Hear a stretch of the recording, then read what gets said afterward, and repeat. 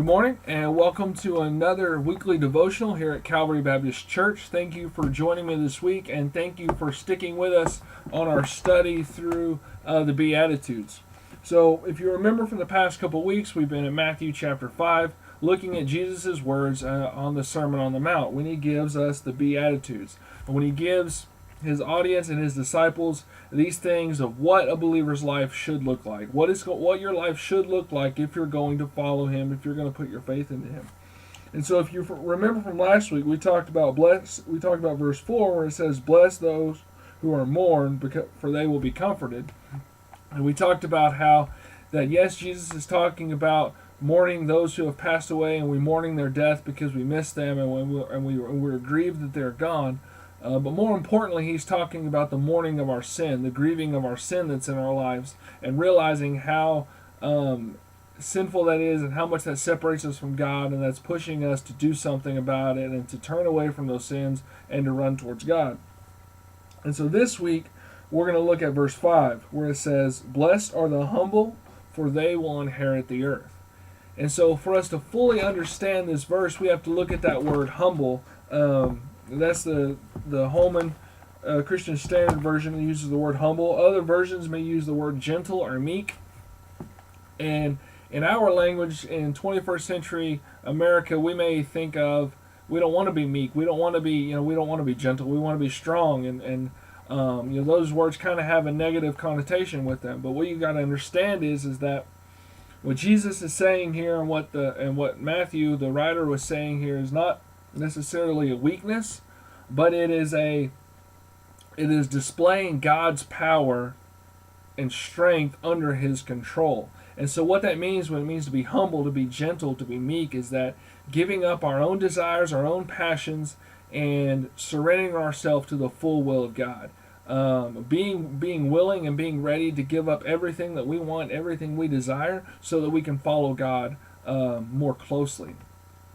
And that would have hit hard to Jesus' audience, because if you remember, Jesus was walking around doing miracles and healing people, and people were following him because they realized, oh man, this guy is great. He can do great things for us, and so they were looking to him to see what they could get out of him, what he could do for them.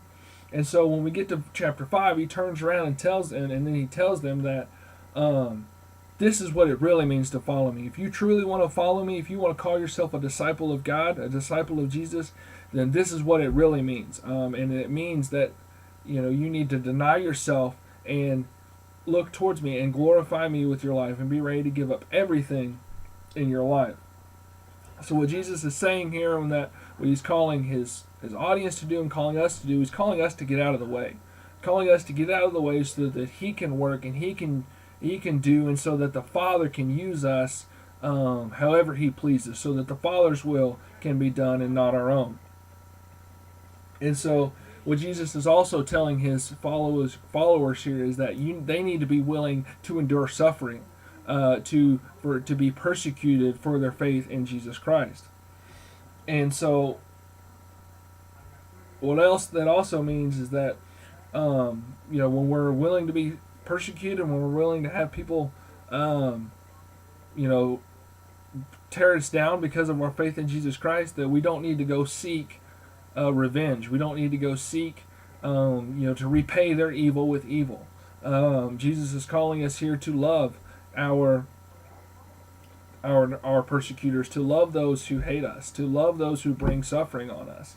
And so that's what it means to be humble, is first and foremost getting ourselves out of the way and letting God do his work. And then more importantly, when we're suffering for our faith and people are coming against us because of what we believe in, we need to love them, we need to pray for them, and we need to not try to repay evil for evil.